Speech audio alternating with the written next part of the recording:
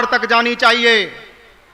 भारत माता की, छत्रपति शिवाजी महाराज की, गुरु गोविंद सिंह की, महारानी लक्ष्मीबाई की, महर्षि वाल्मीकि की, संत रविदास की। हर हर महादेव। मंचस्थ पूज्य संत चरण और यहाँ पर उपस्थित मातृशक्ति और राष्ट्रभक्त बंधुओं, आज इस कार्यक्रम में आपके सामने मैं एक प्रश्न रखना चाहता हूँ। क्या आप लोगों ने कभी ऐसा देखा या सुना कि मंदिर से कोई भीड़ निकली हो और बाहर जाकर के दंगा किया हो? कभी आप लोगों ने ऐसा देखा कि हिंदुओं ने कोई हनुमान चालीसा का पाठ किया हो, अखंड रामायण का पाठ किया हो और बाहर जाकर के किसी मुहर्रम के जुलूस के ऊपर पत्थर बरसाए हों? आप लोगों ने कभी ऐसा सुना कि किसी हिंदू ने किसी की बहन बेटी को लव जिहाद में फंसा करके 35-35 टुकड़े किए हों?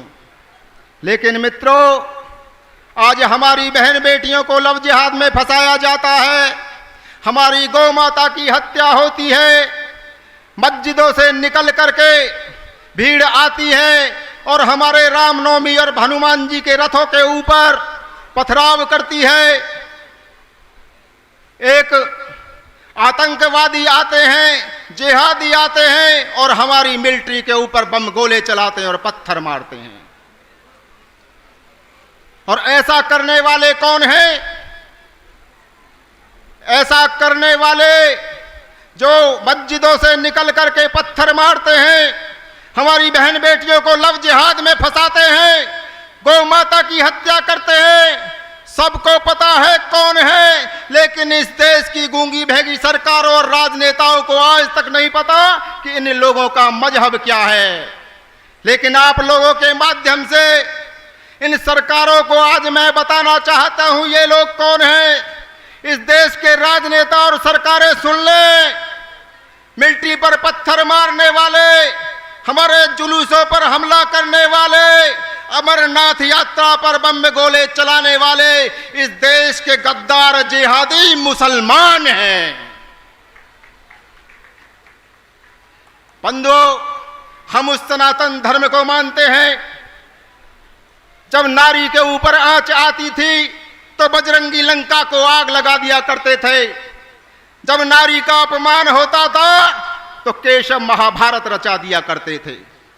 गौ की हत्या की बात तो छोड़ दो, गौ के रक्त की एक बूंद भी इस धरती पर गिरती थी तो कोहराम मच जाता था। लेकिन आज हमारी धार्मिक यात्राओं पर हमला होता है, हमारी बहन बेटियों के 35 टुकड़े किए जाते हैं। अभी बात हो रही थी मेवात की, पिछले वर्ष हमारी जलाभिषेक यात्राओं के ऊपर हमला किया गया। आईबी हो, सीआईडी हो, सिक्योरिटी हो, सबके अधिकारियों से हमारा संपर्क रहता है। वो लोग बता रहे थे कि हमने सीएम ऑफिस के अंदर कई इनपुट दिए कि दंगा हो सकता है। जिहादी 15 दिन पहले फेसबुक पर पोस्ट डाल करके हमले के लिए कह रहे थे, लेकिन इस सरकार ने उस यात्रा को सिक्योरिटी नहीं दी। उस यात्रा के ऊपर हमला हुआ, हमारे साथियों को मारा गया, हमारी बहन बेटियों को अपमानित किया गया। और हमारे एक साथी गौरक्षक मोनू, जिसका कसूर था गौ की रक्षा करता था, उस गौरक्षक को हरियाणा की सरकार ने पकड़ करके राजस्थान की सरकार को सौंप दिया। ये हमारी सरकारें हिंदुओं के साथ आज कर रही हैं। आज इस मेवात की धरती के ऊपर रोज सैकड़ों गौवंश की हत्या होती है और वो सारी जो जलाभिषेक यात्रा के ऊपर हमला हुआ वो जड़ गौ की रक्षा थी।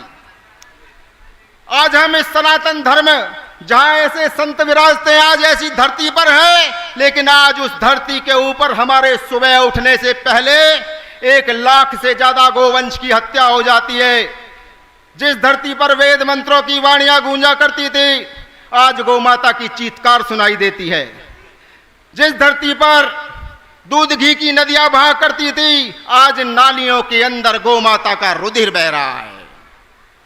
लेकिन सरकारें कुछ करने को तैयार नहीं। गोरक्षकों को गुंडा कहा जाता है, गोरक्षकों को जेल में डाल दिया जाता है। मैं इन कसाईयों को आपके माध्यम से कहना चाहता हूं, गौ की हत्या बंद करें, अपने छुरे को धार देना बंद करें, वरना अब ये छुरा गौ माता के गले पर नहीं, तुम्हारे गले पर चलने के लिए तैयार है। और ये सरकारें भी सुन लें जो गोरक्षकों को गुंडा बोलती हैं, प्रदेश की सुन ले, केंद्र की सुन ले और हिंदुस्तान की सारी सरकारें सुन ले, गोरक्षक गुंडा नहीं है। गोरक्षक गौ की रक्षा के लिए अपना तन मन और प्राण लगाता है। और कसाई जब भी गौ की हत्या करेगा तब हमारा बजरंगी गोरक्षक उनका प्रतिकार करने के लिए सड़कों पर उतरेगा, और सड़कों पर उतरेगा और तलवार की धार से उनको दो फाड़ करेगा। सुन लें ये सरकारें, हमारे गोरक्षक भाई को तुरंत रिहा करें। और इस देश के अंदर 10 साल से सत्ता में बैठे हो, 10 साल से जो करोड़ों गऊओं का रक्त बहा है, कत्ल खानों में कटी है, उनका पाप तुम्हारे सर पर है। हमारे वेद शास्त्रों में कहा है, जब जब एक बूंद भी रक्त की गिरेगी हमारा कोई भी धार्मिक अनुष्ठान सफल नहीं होगा, सब निष्फल है। गौ की रक्षा के लिए तुरंत कानून बनाओ।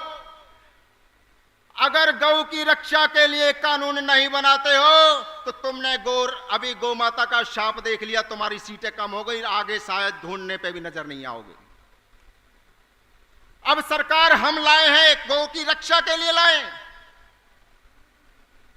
आज जिहादियों की इतनी ज्यादा देश के अंदर आतंकी गतिविधियां बढ़ गई हैं, हम लोगों का जीना मुहाल हो गया है। इन सुअरों की जनसंख्या पर लगाम लगाओ। एक एक दिन इस देश को खतरे में डालने का काम कर रहे हो अगर जनसंख्या के ऊपर पाबंदी नहीं लगाते हो तो। आप सबके माध्यम से कहता हूं, सरकार जनसंख्या नियंत्रण का बिल लाए और इन जिहादी सुअरों की जनसंख्या के ऊपर तुरंत लगाम लगाए। बांग्लादेश जैसी स्थिति आज इस देश के अंदर पैदा होने वाली है। और मित्रों, एक बात मैं कहना चाहता हूं, किसी सरकार के भरोसे हमारी रक्षा सुरक्षा होने वाली नहीं है। जो लोग समझते हैं इस मुगालते में है, उन लोगों ने सब देख लिया कि कौन सी सरकार हिंदुओं की सुरक्षा कर रही है। सीएए का कानून था, प्रोटेस्ट हो रहा था, जो दिल्ली देश की राजधानी है, जहां सारी सुरक्षा एजेंसियों के ऑफिस हैं, सारी सुरक्षा एजेंसियां, वहां इन जिहादियों ने कितना नंगा नाच किया आप सब लोगों ने देखा। कोई भी हिंदुओं को बचाने की स्थिति में नहीं है, कोई भी सरकार नहीं है। हम सब लोग संगठित हो और मेरा सबसे निवेदन है कि जिहादियों की ताकत नमाज है। हम सब लोग अपने अपने क्षेत्र के अंदर हनुमान चालीसा प्रारंभ करें। जिस क्षेत्र के अंदर हनुमान चालीसा चलेगी हम लोग संगठित होंगे। उस दिन मैं दावे के साथ कहता हूं, जिस क्षेत्र में हनुमान चालीसा चलेगी उस क्षेत्र के अंदर एक भी जिहादी की कोई घटना नहीं होगी, ना ही कोई लव जिहाद की घटना हमारे बीच में आएगी। और आप सभी से ऐसा निवेदन कि आप हनुमान चालीसा जरूर चलाएंगे, आज ये संकल्प लेकर के जाएं, तभी हमारी हिंदुओं की रक्षा सुरक्षा होगी। जय भारत, जय श्री राम। जय श्री राम।